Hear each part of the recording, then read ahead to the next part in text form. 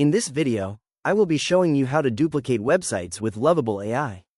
Let's get started. First, I open the website I want to duplicate and scroll through the page to take a look at its overall structure, sections, and layout. Next, I switch over to the Lovable AI dashboard and click on the prompt box. Here, I paste in a detailed prompt instructing Lovable to recreate a simple landing page inspired by the URL I provided. I specify the exact components to include, such as the header, search bar, article title, image placeholder, table of contents, 3 content sections, related articles section, and footer, along with styling instructions for a clean medical style design in blue and white colors.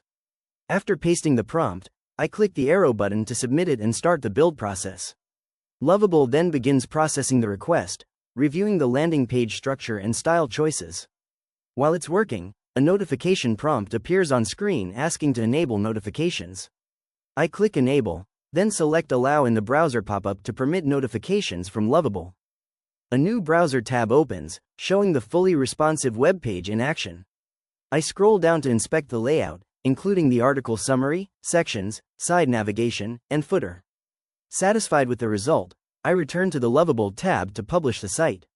In the upper right corner, I click the Publish button. A settings menu pops up, where I click Continue to proceed with the default setup. Next, I click Continue again on the visibility options, keeping it set to public. In the SEO section, I click Generate to automatically create an icon, title, and description for the site based on the content. Then, I click the Publish button at the bottom right. Lovable runs a quick security scan and finalizes the deployment process. After a short moment, a confirmation screen appears showing, "Your app is live," with the generated public URL. Finally, I click the copy icon next to the link so I can easily share or access my newly duplicated website.